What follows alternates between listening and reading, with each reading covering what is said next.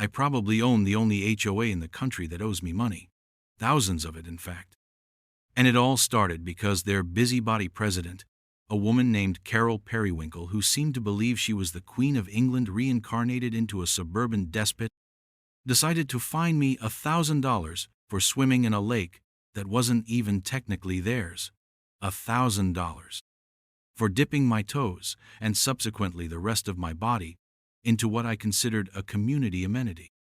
How did this escalate to me owning said lake and flipping the script so hard it probably registered on the Richter scale? Well, buckle up, because this story is a wild ride, a veritable masterclass in how not to run a homeowners association, and perhaps, just perhaps, a little lesson in what happens when you push a cartographer with too much time and an overdeveloped sense of justice too far. Drop a comment letting me know where you're watching from, and if you've ever had an HOA, try to pull a fast one like this. I bet some of your stories could give mine a run for its money. Our little slice of suburbia, Willow Creek Estates, was advertised as just that, an estate complete with mature trees, winding roads, and the jewel in its crown, a picturesque 5-acre lake known, imaginatively, as Willow Lake. When my wife and I bought our house, the lake was a huge selling point. Visions of lazy summer afternoons, maybe a little kayaking, watching the sunset reflect off the water. You know the drill. I'm a cartographer by trade, a specialist in geographic information systems, or GIS. I spend my days staring at maps, property lines, zoning regulations, and digital representations of the earth. You'd think that would make me hyper-aware of every single bylaw and covenant before signing on the dotted line. And I was, reasonably so. The HOA documents mention the lake as an amenity, maintained by the Association for the Enjoyment of Residents. Seemed straightforward enough. For the first year, it was idyllic. We swam, our kids when they visited swam, and a few other neighbors enjoyed it too, all very respectfully. There were no posted rules specifically about swimming, other than the generic use common areas at your own risk type of boilerplate. Then Carol Periwinkle ascended to the presidency of the HOA. Carol was a woman who seemed to suck the oxygen out of any room she entered, replacing it with an almost visible cloud of self-importance. She drove a pristine, if slightly outdated, Lincoln Town car, the color of weak tea, which she navigated through our quiet streets with the ponderous gravity of an aircraft carrier. Her uniform was a rotating selection of pastel pantsuits, invariably a size too snug, giving her the appearance of a tightly stuffed sausage casing on the verge of a catastrophic breach. She always carried a clipboard, even when walking her yappy miniature poodle, which I swear wore a tiny matching pastel bow. This clipboard was her scepter, her symbol of authority, and she wielded it with grim satisfaction. Carol had lived in Willow Creek since the first foundations were poured, a fact she never let anyone forget, as if longevity automatically conferred feudal lordship. She had opinions on everything, from the shade of beige your mailbox was painted to the migratory patterns of the local Canada geese, which she seemed to personally hold responsible for any droppings on her pristine sidewalks. My first personal encounter with Hurricane Carol, as some of the more rebellious teens had nicknamed her, was on a sweltering Saturday in July.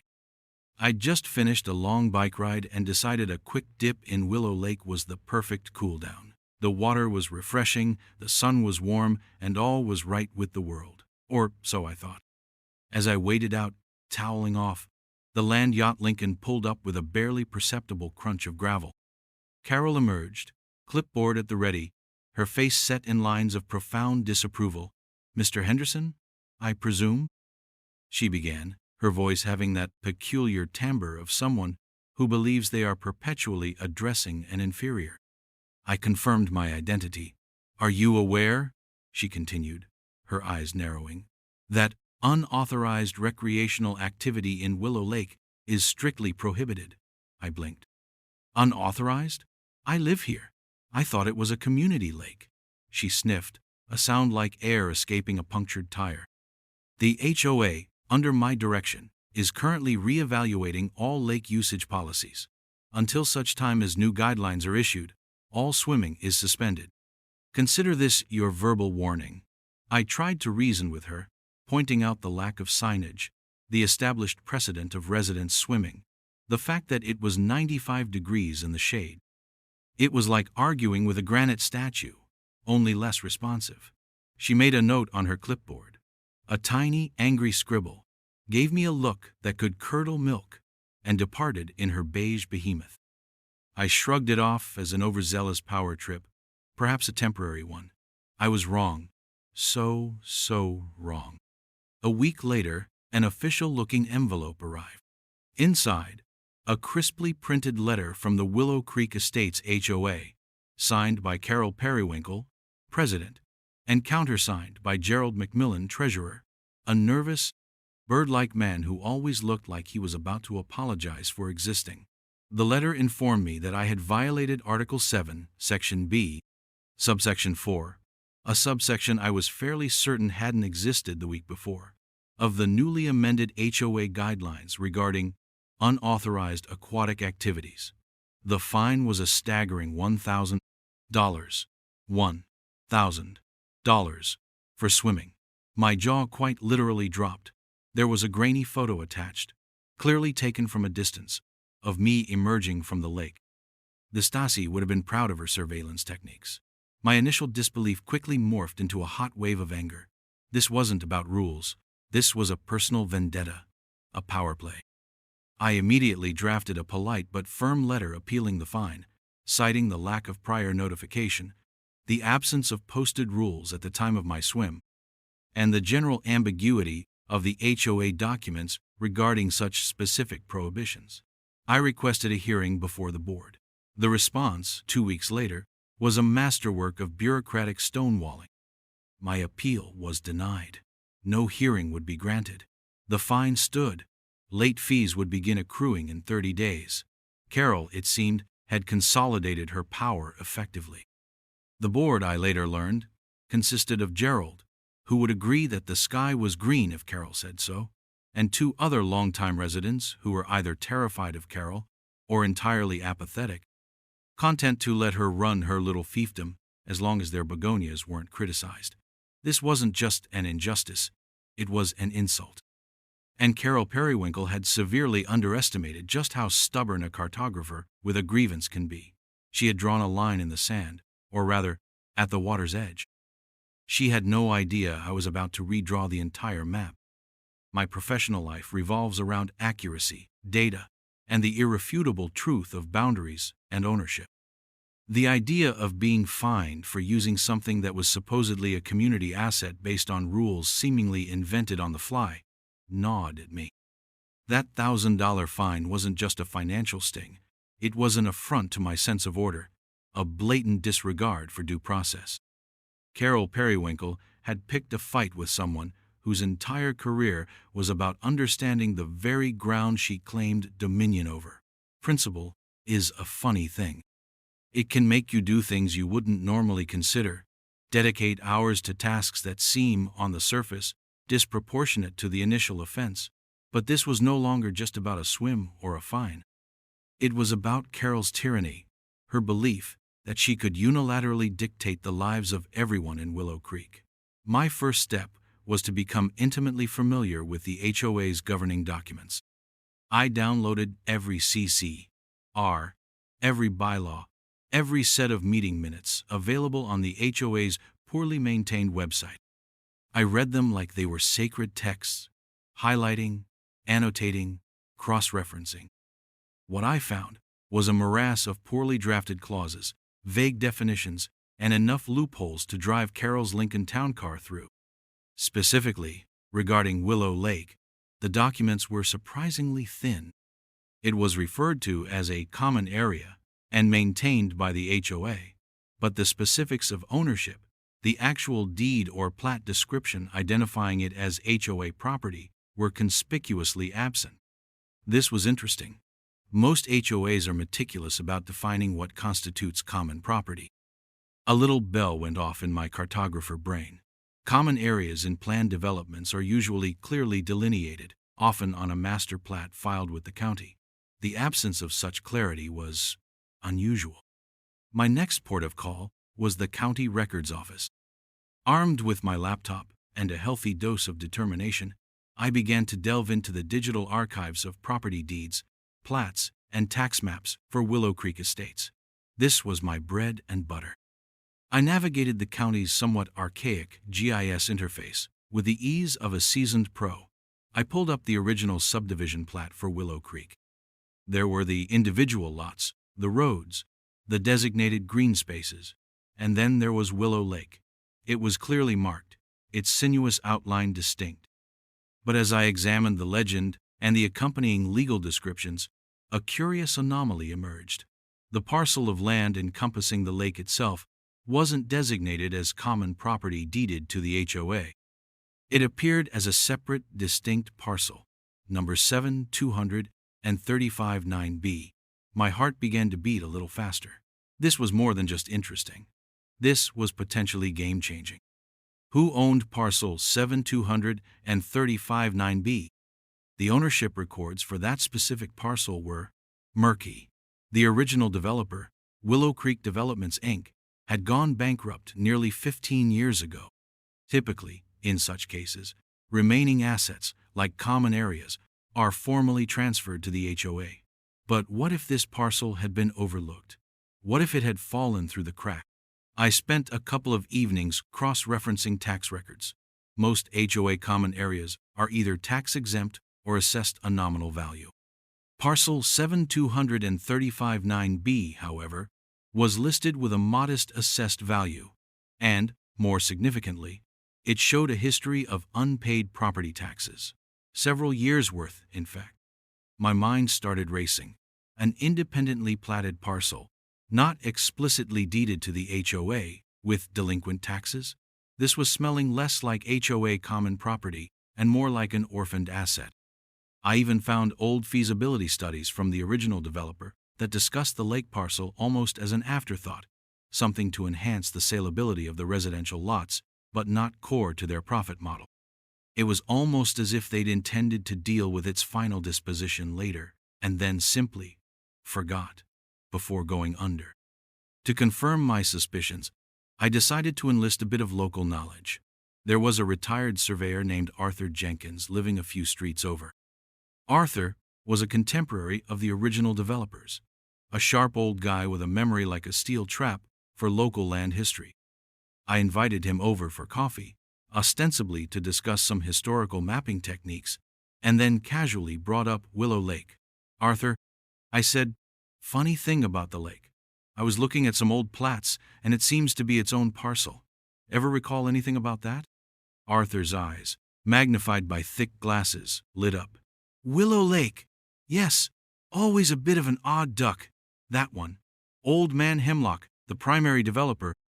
He always intended to keep that separate. Maybe build a small private fishing club or something down the line.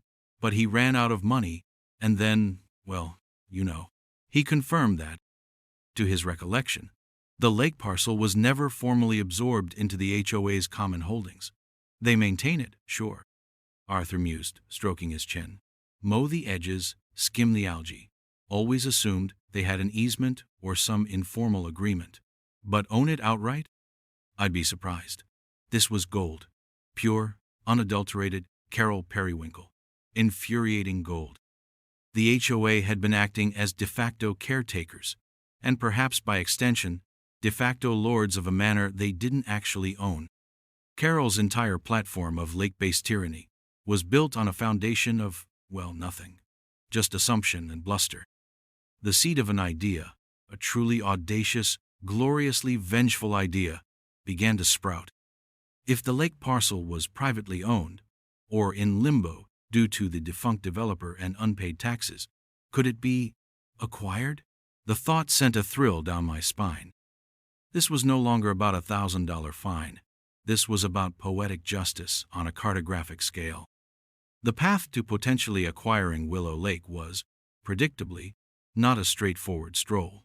First, I needed to ascertain the exact legal status of parcel 7-235-9B.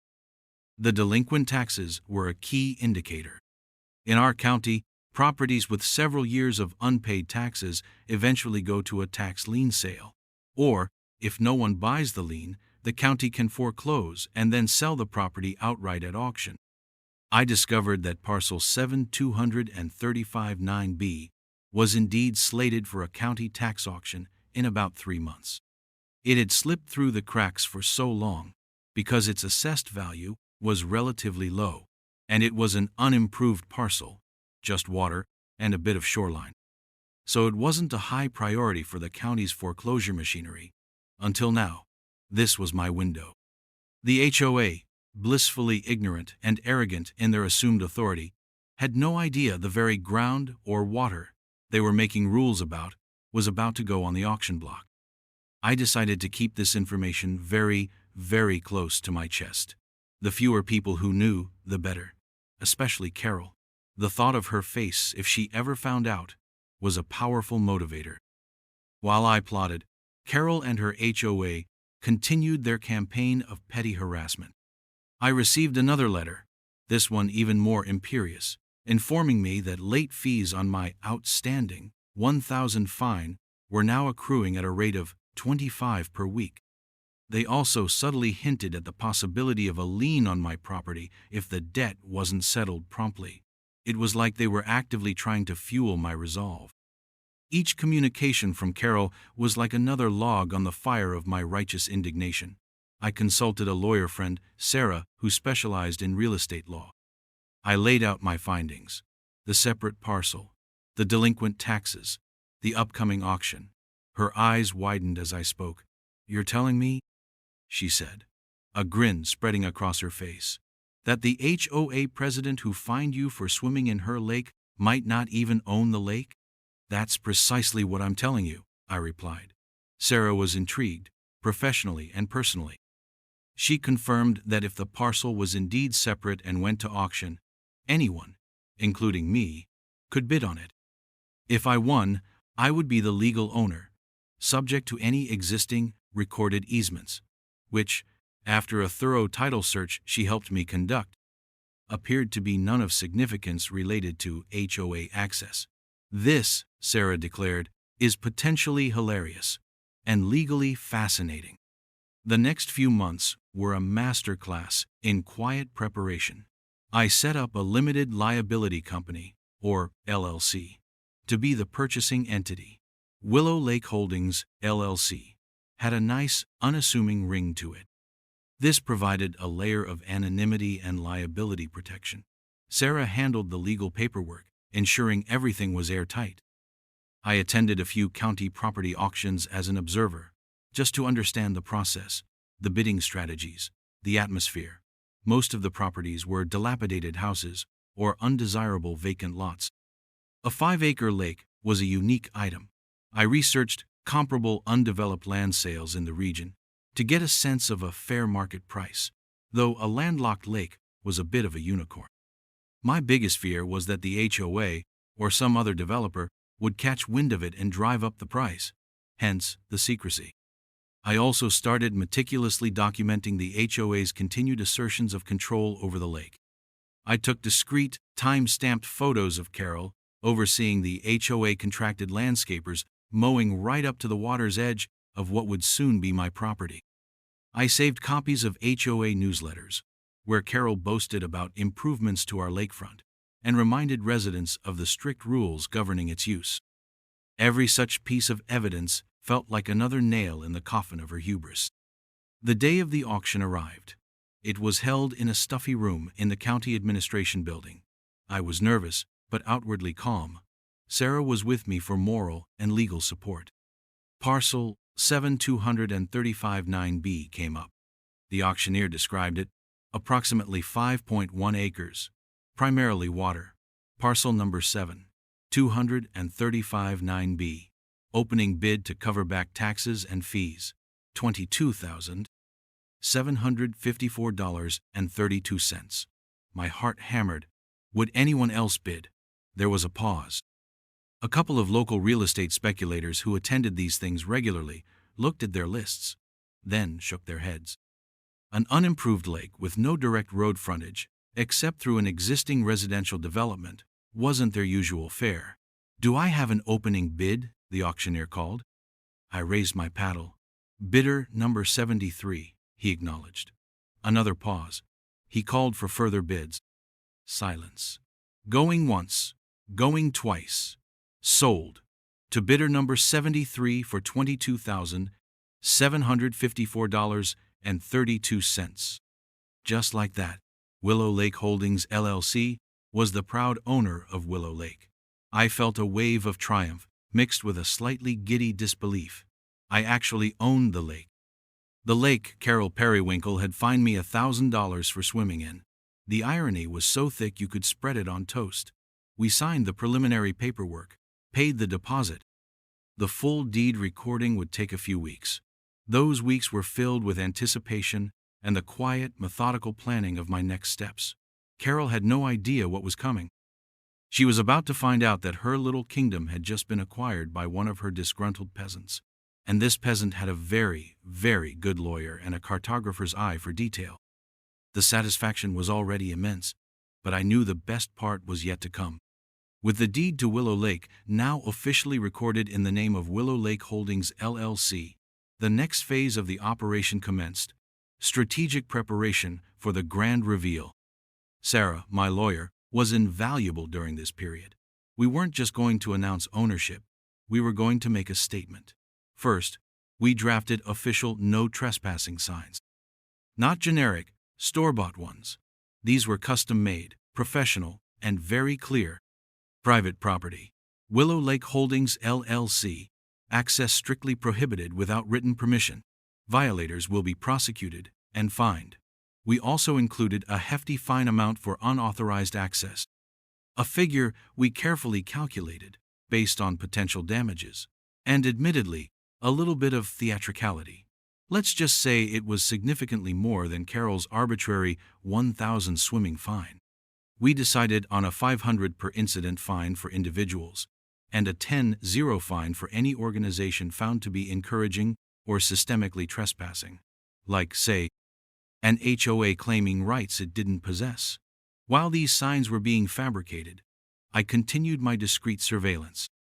The HOA landscapers, under contract with Carol's board, were still diligently mowing a strip of land around the lake.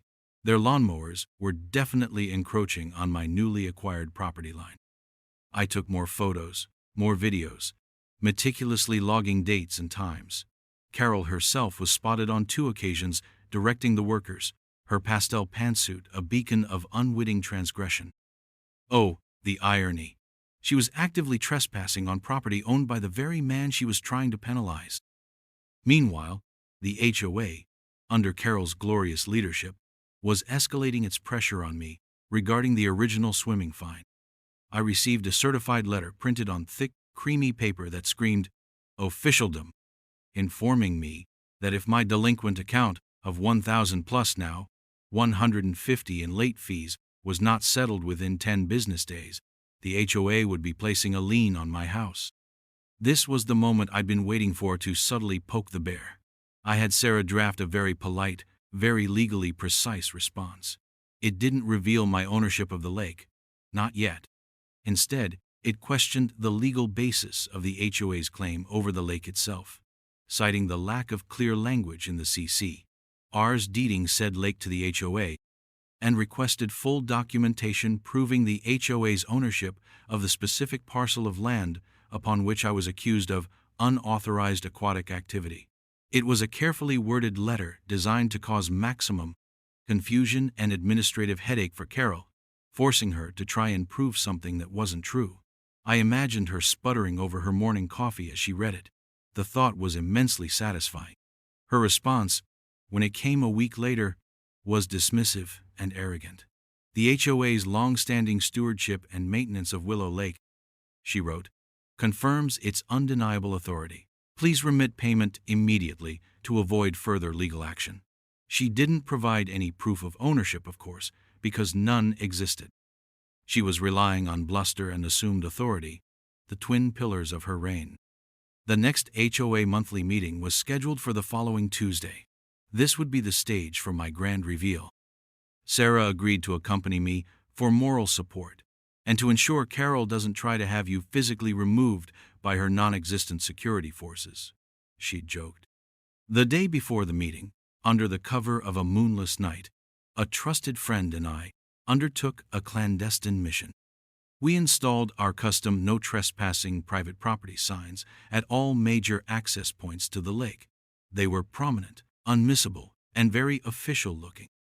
We even placed one directly facing the pathway Carol used on her morning power walks. I could only imagine her expression when she first saw them.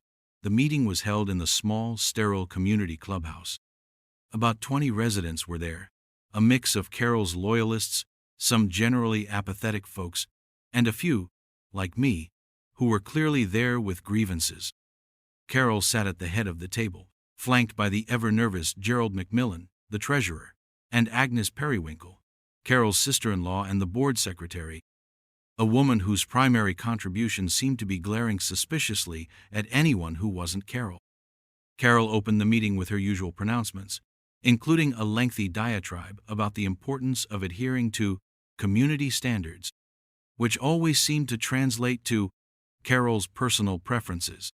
Then she came to old business. Her eyes, like tiny chips of flint, found mine. "Mr. Henderson," she began, her voice dripping with condescension, "we have yet to receive payment for your flagrant violation of lake rules. The board has voted unanimously to proceed with placing a lien on your property if payment is not received by the end of this week." A smug little smile played on her lips. This was my cue. I stood up calmly. Sarah stood with me. "Actually, Carol," I began, my voice even, "there seems to be a slight misunderstanding regarding the lake." Carol's smile faltered. "There is no misunderstanding, Mr. Henderson. You violated the rules. You owe the fine." "The rules of which lake, Carol?" I asked. "The HOA's lake? Because I have some rather pertinent information regarding the ownership of said lake." I produced a folder. From it, I extracted a certified copy of the deed to parcel 7235-9B, Willow Lake, now legally owned by Willow Lake Holdings, LLC. I placed it gently on the table in front of her. "As of 3 weeks ago," I announced to the room, "Willow Lake is private property. My private property." The silence in the room was absolute. You could hear a pin drop. Carol stared at the deed as if it were a venomous snake. Her face, normally a pale pink, began to cycle through interesting shades of crimson and puce. Gerald McMillan looked like he was about to faint. Agnes's jaw literally unhinged. This is preposterous," Carol finally sputtered, her voice rising in pitch. "You can't just buy the lake. It belongs to the HOA. It's always belonged to the HOA." "Actually, no, it hasn't," Sarah interjected smoothly, her lawyerly calm a stark contrast to Carol's agitation. "Parcel 7235-9B was never formally deeded to the Willow Creek Estates HOA. It remained a separate parcel, which Mr. Henderson's company legally purchased at a county tax auction." Sarah then produced her own folder. "Furthermore," I continued, taking over, "since acquiring the property, we have documented numerous instances of trespassing by the HOA and its contractors. For example, your landscapers have been consistently mowing several feet onto my property, under your direct supervision, Carol." I showed them dated photographs. "And then there's the matter of the new signage." I gestured towards the door. "I trust you all saw the no trespassing signs that were installed last night around my lake." A murmur went through the room. Several residents nodded. Clearly, the signs had been a topic of pre-meeting gossip. Those signs indicate that unauthorized access will result in fines. Specifically, for an organization like the HOA that has been systematically trespassing, asserting false authority, and even attempting to profit from property it does not own by, for instance, levying fines for its use. I let the pause hang in the air. Willow Lake Holdings LLC will be issuing the Willow Creek Estates HOA an invoice for $10,000 for unauthorized use, encroachment, and misrepresentation of ownership. I then placed a very official-looking invoice on the table next to the deed. The figure 10-0 was prominent. The room erupted. Carol was speechless, her mouth opening and closing like a beached fish. Her carefully constructed world of petty tyranny was crumbling around her. The scepter clipboard lay forgotten on the table. The queen had been dethroned by a pawn with a plat map. The immediate aftermath of my announcement at the HOA meeting was, to put it mildly, chaotic. Carol Periwinkle, for once in her meticulously organized life, was utterly flummoxed. Her face had gone from puce to a mottled gray, and she seemed to be struggling for air, her usual booming pronouncements replaced by incoherent sputtering. Gerald McMillan, the treasurer, looked like he was about to have a full-blown panic attack, his eyes darting between me, Carol, and the damning documents on the table as if willing them to spontaneously combust. Agnes, the secretary, just stared, her pen frozen mid-scribble. The other residents were a mixture of shocked, amused, and, in a few cases, visibly delighted. The smugness had completely drained from Carol's supporters.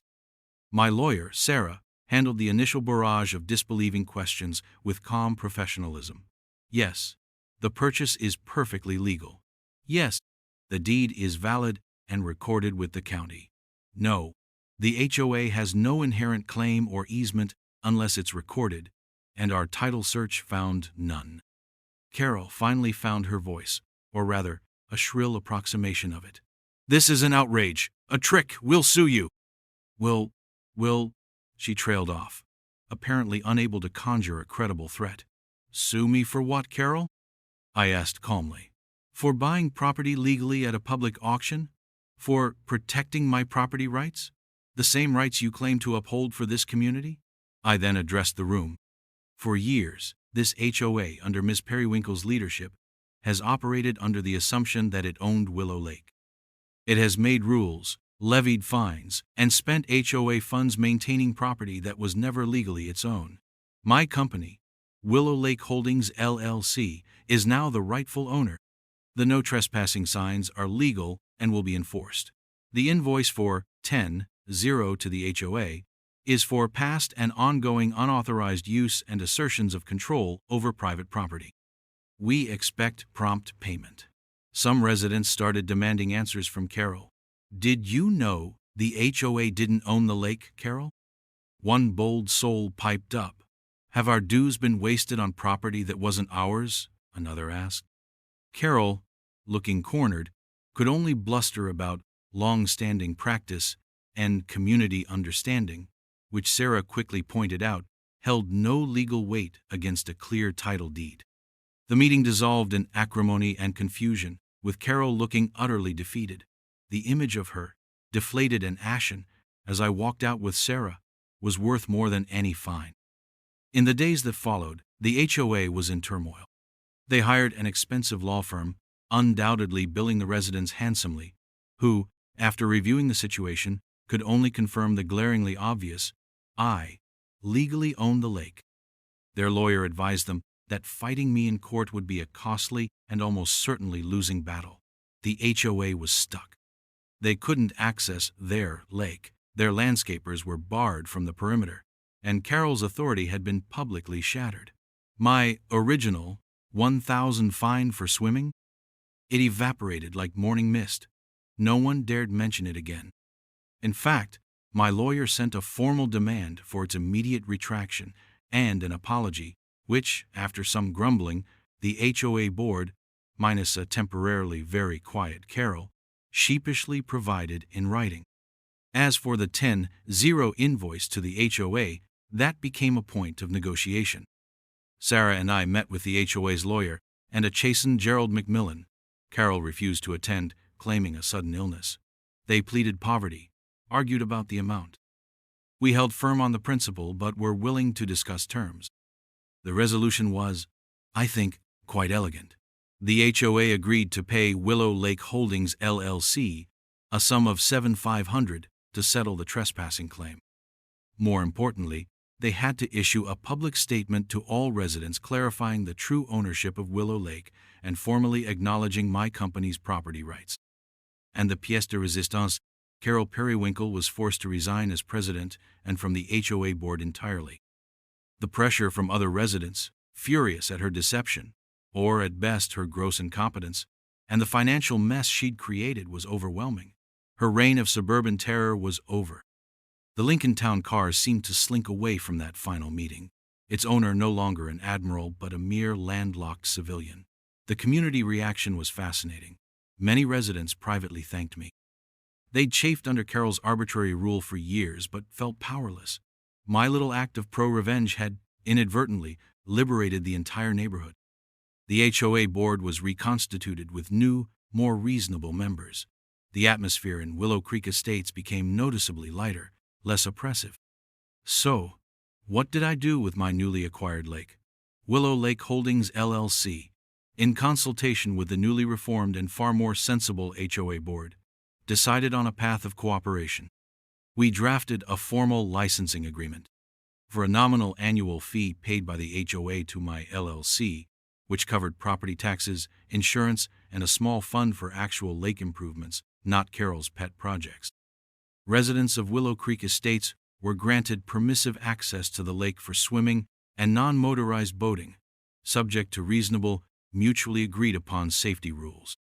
We even established a small, voluntary Friends of Willow Lake Committee, composed of interested residents, myself included, to genuinely oversee its well-being and organize community cleanup days.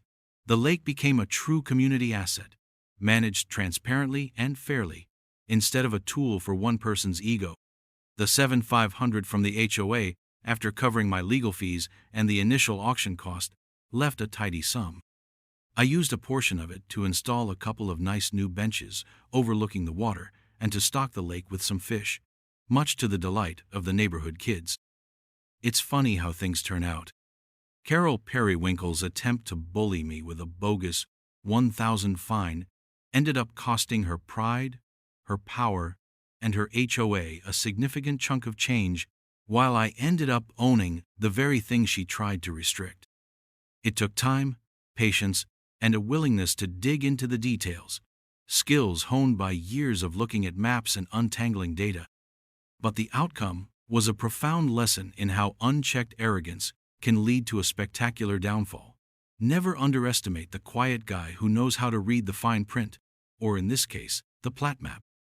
So, that's how I ended up owning a lake and turning the tables on a power-tripping HOA president. It just goes to show, sometimes the best defense is a well-researched offense.